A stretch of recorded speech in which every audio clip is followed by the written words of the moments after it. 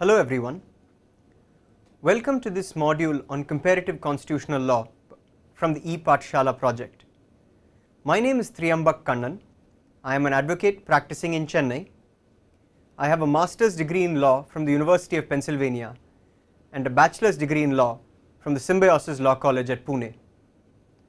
Over the next half an hour or so, I will be covering the topic of constitutional interpretation, the original meaning concept versus the living document concept. To begin with, what exactly is constitutional interpretation? It could be one of three things. It could be the adjudication of a question of law upon the touchstone of a constitutional principle. It could be the testing of a constitutional principle with another constitutional principle, or it could be the interpretation of a constitutional provision by which the scope and expanse of that constitutional provision is increased, or if necessary even decreased. To give examples of any of these ideas, whether a statute which provides for acquisition of property of an individual is valid or invalid based on the right of property which may be guaranteed by a constitution is the adjudication of a question of law upon the touchstone of a constitutional principle. Whether the freedom of speech and expression which may be guaranteed by a constitution is included in the right of life and personal liberty also guaranteed by a constitution is the testing of one constitutional principle with another constitutional principle. Whether the right to life and personal liberty would include rights which are not guaranteed by a statute but which ought to be guaranteed in the manner in which a state conducts itself.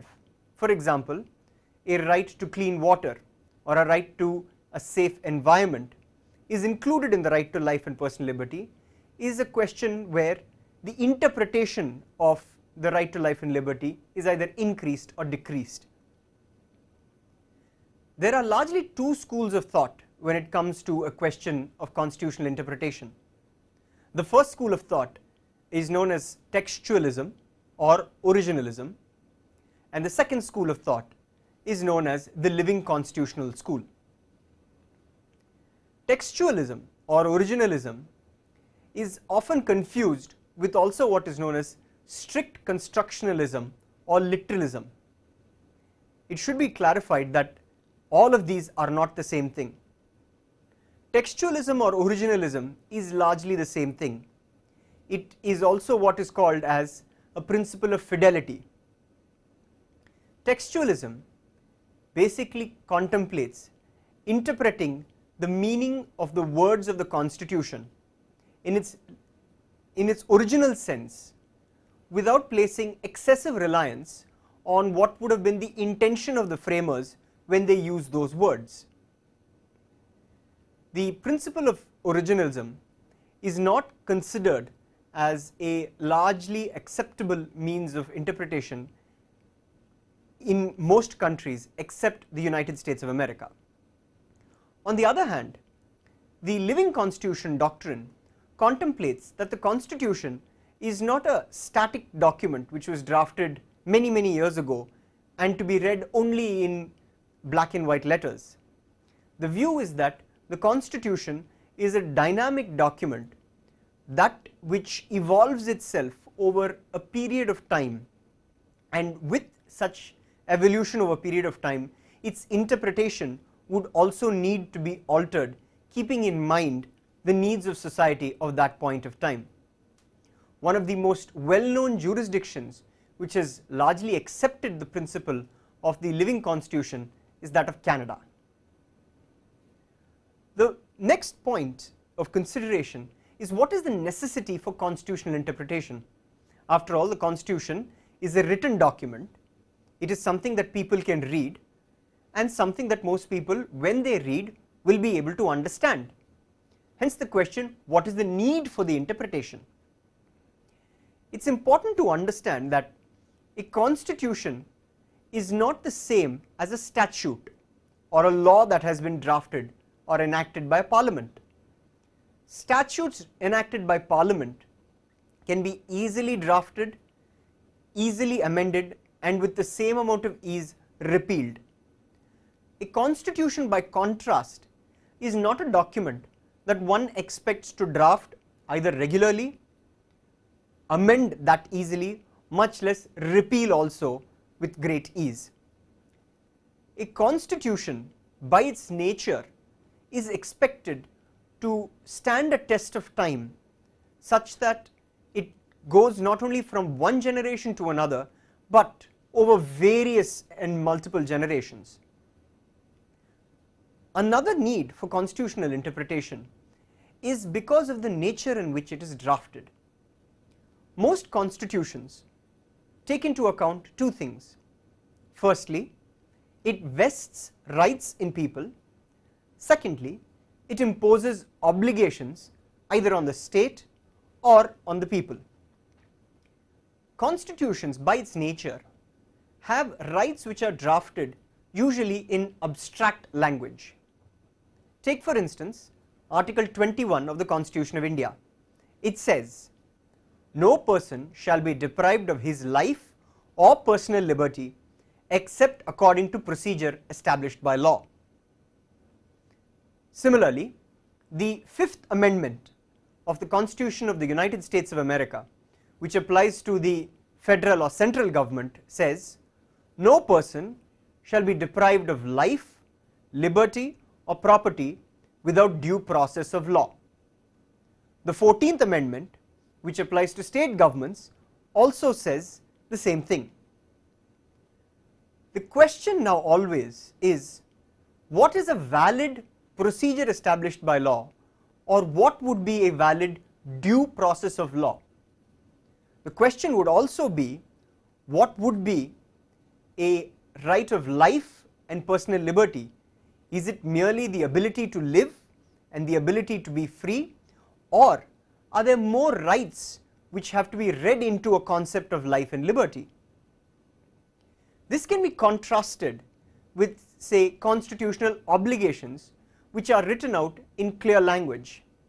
For example, the minimum age of a person who wants to become the president of either India or the United States of America is 35 years. There is no ambiguity as to what this would mean. A person would have to be of the age of 35 if that person wanted to be the president. Similarly, there is a clear mandate which says that in India the parliament has a term of 5 years, or as in the United States, the president has a term of 4 years. Similarly, the president of the United States of America cannot be re-elected for more than 2 consecutive terms. These are fairly clear concepts which do not leave much scope for interpretation, unlike, of course, a right or a liberty which is granted by a constitution. The manner in which, of course, courts would interpret these provisions of a constitution would depend not only on the school of thought of originalism or living constitution, but also on the needs of society and also the cultural and moral values which are placed in any society. This will be discussed more as we proceed. One of the first instances where the Indian Supreme Court had to decide between either applying a textual interpretation of the constitution or a living constitutional principle was in a case called A.K. Gopalan versus State of Madras. The case largely challenged a provision of the Preventive Detention Act as being violative of a number of rights as guaranteed by the Indian Constitution. Mr. A.K. Gopalan's lawyer made an argument to state that even though Article 21 of the Constitution of India said that no person would be deprived of their life and personal liberty except according to procedure established by law, the word procedure established by law was the same as the concept of the due process principle which is there in the American Constitution. The Supreme Court, after due consideration, did not agree with this argument. The Supreme Court said that the framers of the Constitution had discussed both the terms procedure established by law and due process of law. The framers of the Constitution had also, in their wisdom, decided not to use the word due process of law, but only use the word procedure established by law. Keeping that in mind, the Indian Supreme Court took a clearly originalistic view, saying that they would read the words of the Constitution as written, and held that procedure established by law would be any procedure which would be established by the law-making body, which in this case was the Parliament. The Indian Supreme Court therefore did not find anything wrong with the provisions of the Preventive Detention Act, and Mr. Gopalan's case was therefore rejected. What Mr. Gopalan's lawyer though thought he was doing or sought to do was to read into Article 21 a principle known as procedural due process.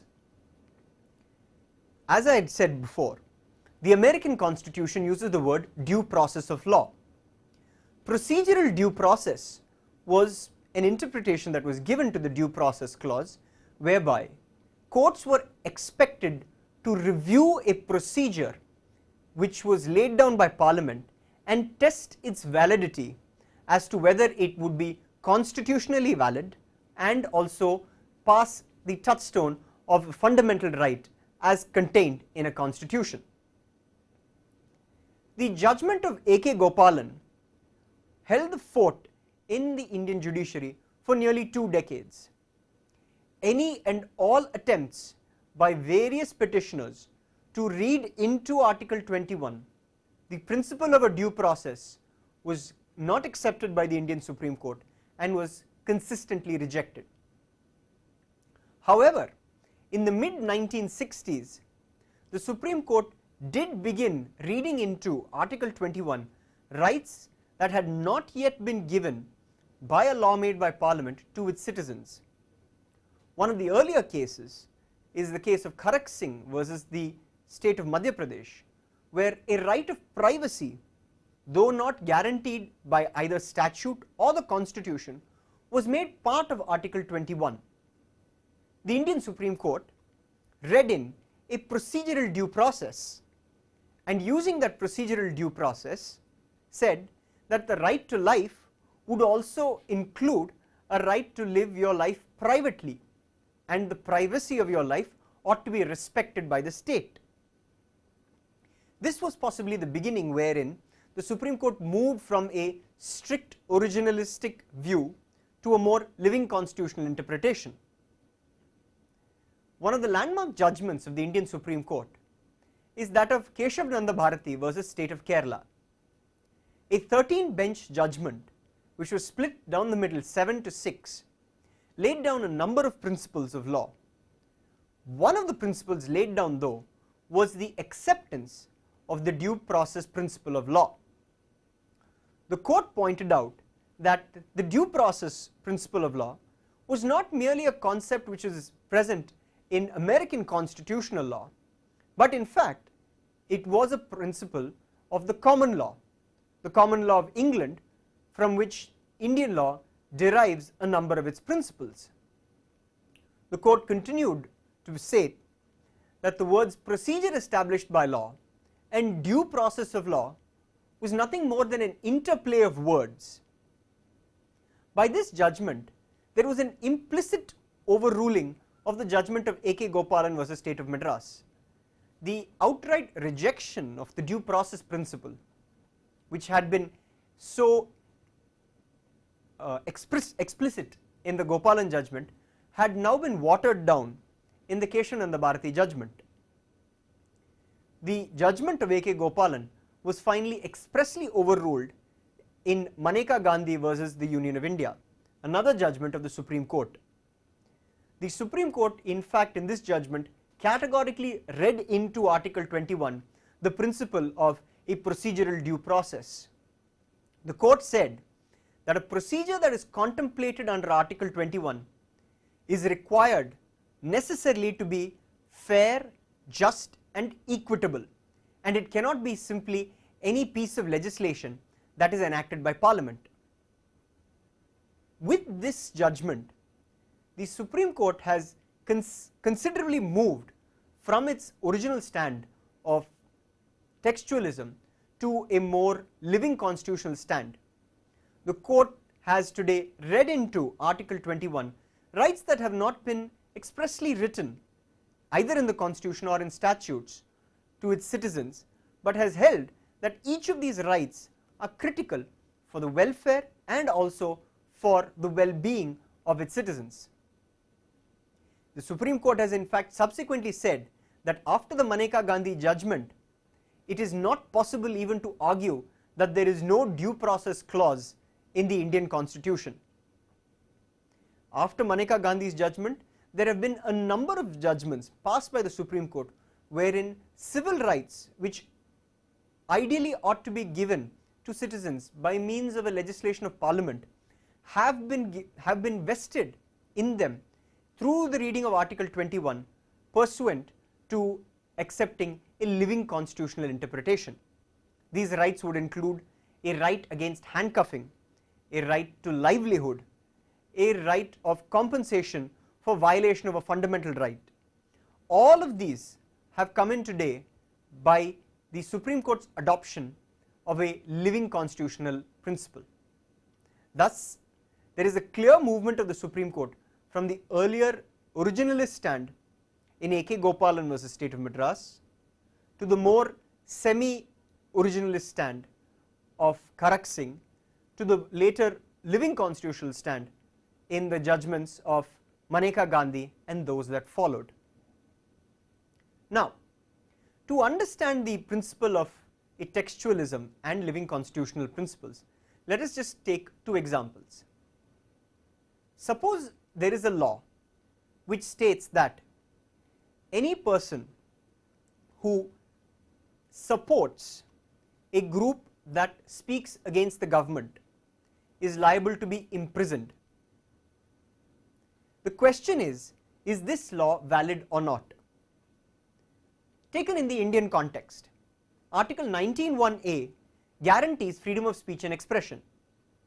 Article 19(2), however, imposes certain reasonable restrictions on the freedom of speech and expression. Now, if the law simply says that supporting anyone who criticizes a government is an offence, an originalist stand would be that the law requires an adherence to not criticizing the government, and therefore anyone who criticizes the government is liable to be punished. The argument would be that this is a reasonable restriction given under Article 19(2) of the Indian Constitution and therefore is not violative of Article 19(1)(a). You are free to speak, you are free to say whatever you want, but if you show support to a person who speaks against the government, you will be punished. Now, consider a situation where an individual makes a donation of money to a group that criticizes the government on any of its actions. Is the donation of money a form of support? It is a question that is required to be answered in a constitutional interpretation. The touchstone of whether this legislative principle is in line with a constitutional principle. However, a living constitutional interpretation would at the very beginning say that a form of expression is not merely spoken words or written letters.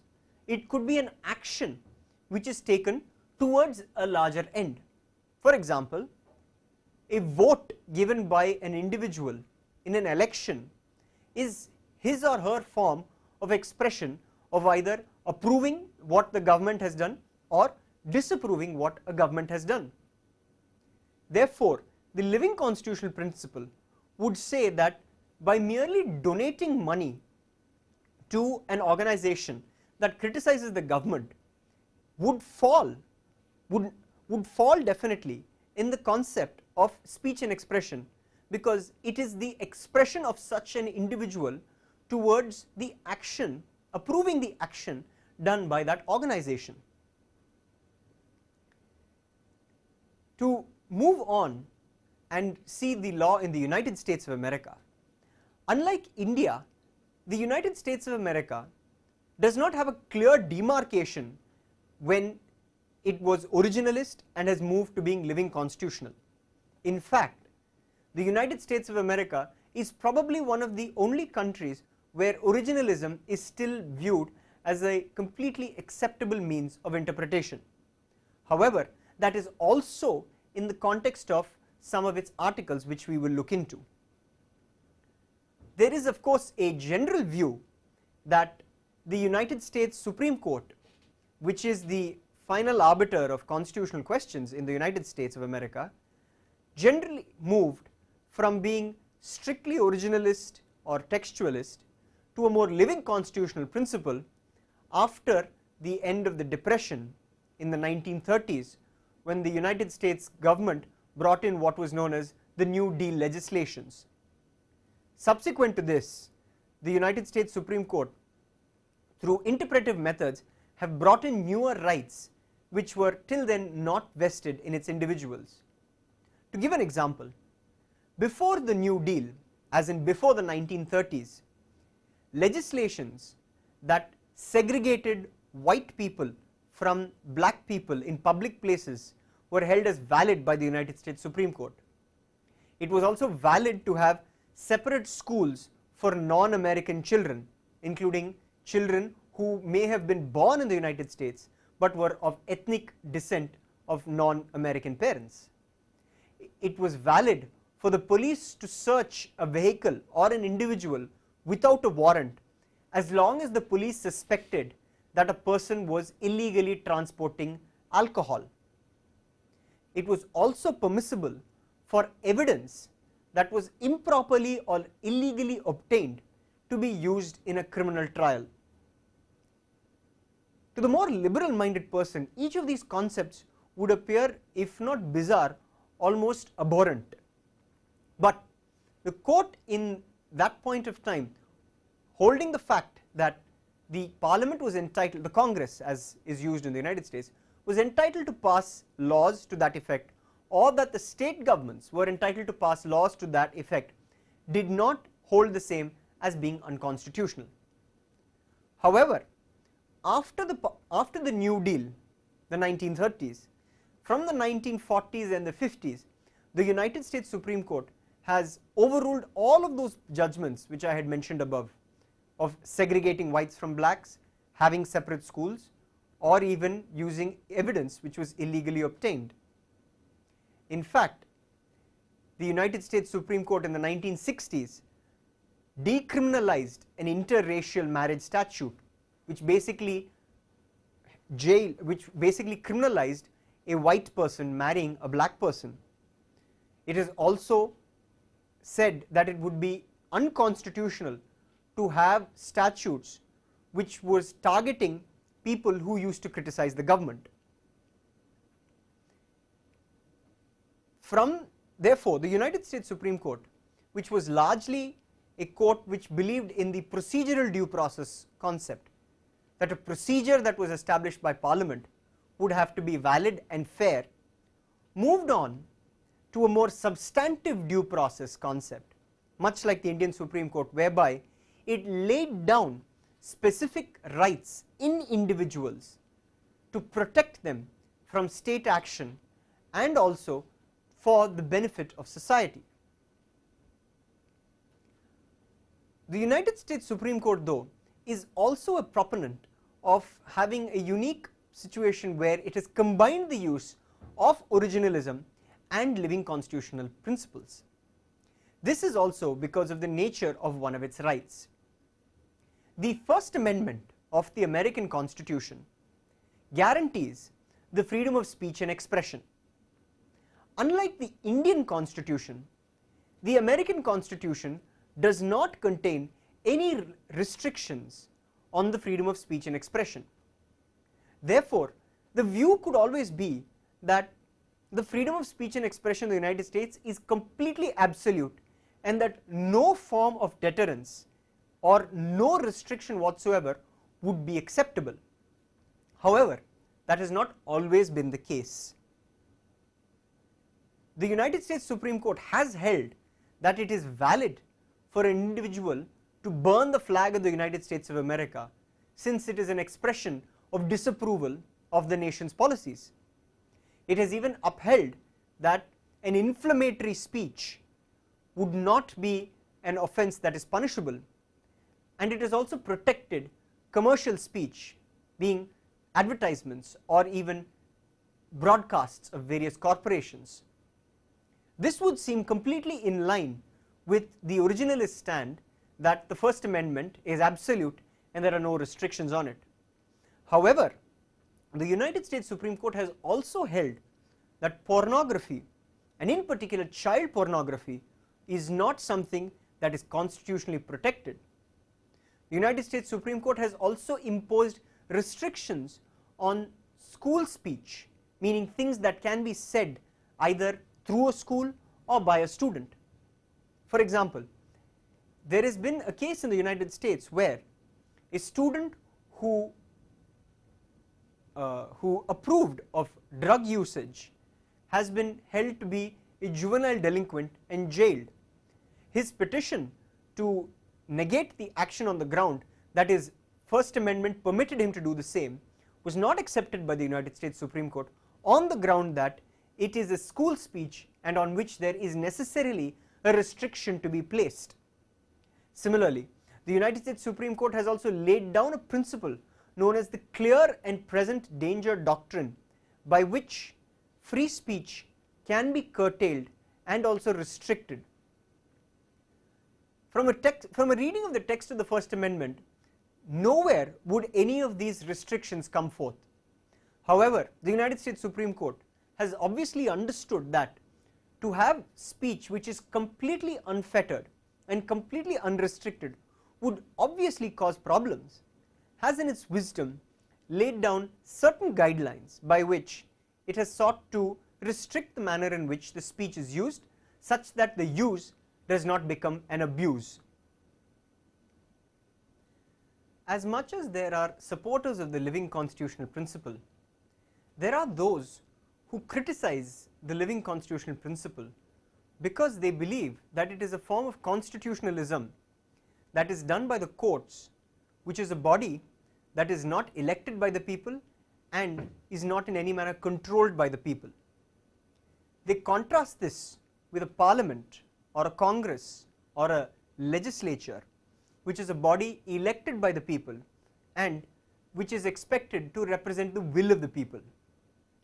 Originalists or textualists argue that if there is a need to amend a constitution or to change constitutional principles, it is a function that must be carried out by the legislature and not by the courts, for this would vest in courts powers which the court is not expected to have and would also cause a constitutional imbalance.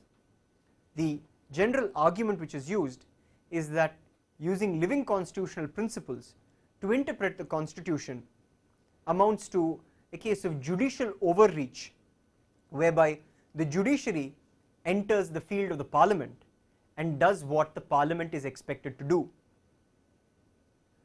One of the United States Supreme Court Chief Justices, Mr. William Rehnquist, has in fact criticized the living constitutional approach on two grounds.